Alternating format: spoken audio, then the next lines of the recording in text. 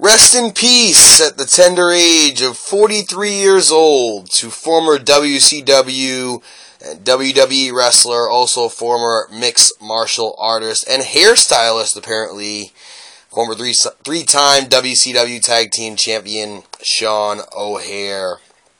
Tragically passing away, TMZ reporting that he indeed was found with a rope around his neck, determining that he did, in fact, commit suicide and kill himself, which is very unfortunate, and is yet another suicide recently, another public suicide recently. Of course, we saw Robin Williams and, the media reaction to his suicide, and it's just very unfortunate. Depression is real, folks, and Sean O'Haire, certainly, I don't know him personally, but he certainly did not seem like he was completely copacetic and completely okay with everything that was going on with his life, tragically ending it at the age of 43. Now, many people may forget his contributions to wrestling, especially modern era fans. He debuted in WCW in the later years of the year 2000. He won the WCW Tag Team titles 3 times while there, with Mark Jindrak and, of course, with Chuck Palumbo. Was part of the faction known as the Natural Born Thrillers. While in WCW, this included the likes of course, Sean O'Haire, Shawn Stasiak, Mike Sanders, Chuck Palumbo, Johnny the Bull Stamboli, and Reno, and was actually mentored by Kevin Nash for a brief period in the year 2000 as well. They were notable. They were young stars on the rise as WCW closed. And as WWE brought in more younger talents with not guaranteed contracts. They didn't bring in all the guys who had the guaranteed contracts from WCW initially. They all sat home. So unfortunately, the Alliance storyline was watered down due to this fact.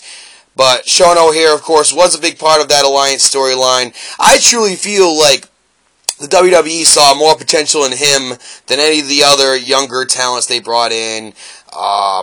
Mark Jindrak, of course, Shawn Stasiak, Chuck Palumbo, the Hurricane, Shane Helms, just to name a few.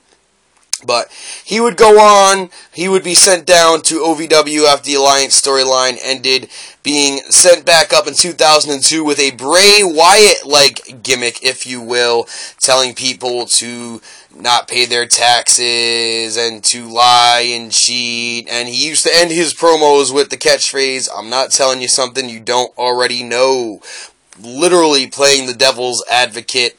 This storyline and angle, however, was subsequently dropped, although it probably was for the better, as Sean O'Haire would then ally himself with the returning WWE Hall of Famer Rowdy Piper.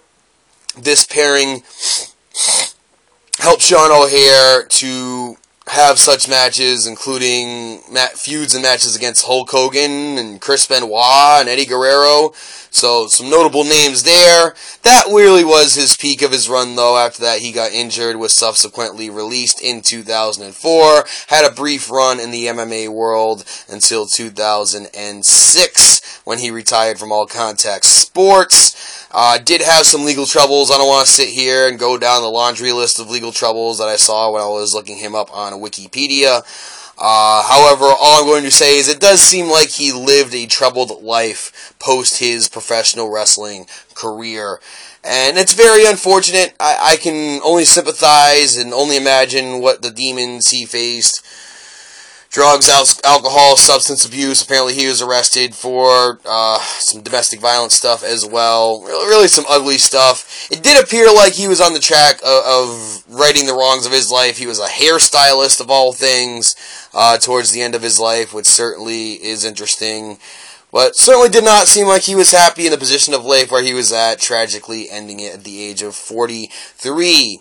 Again, many people may not remember his contributions to the business. I do. I watch WCW frequently from 2000 to 2000 to run in the end. And, of course, watched WWE programming through the Alliance. And really was a big fan of his. I always thought he had a lot of potential. 6'6", had a good look. He could talk. He had a grasp of what he wanted from his character. A grasp, rather, of what he wanted from his character. Unfortunately, it just never really worked out with Sean O'Haire, and just another guy under the age of 50 passing away in the wrestling business. It's very tragic. So my thoughts and prayers go out to the family and friends of Sean Christopher O'Haire, better known to wrestling fans across the world as Sean O'Haire. Thoughts and prayers go out. We ring the bell 10 times for you, sir, and your contributions will certainly not be forgotten, at least by this individual, Joe Passarelli. Your contributions will not be forgotten to the wrestling business. So thank you, Sean O'Haire, for your contributions, and rest in peace. People, go check out his matches from WCW and WWE. I'm sure they're all over YouTube, maybe even on the WWE Network, although good luck with that. This is Joe Passarelli. Like, subscribe, rest in peace, Sean O'Haire.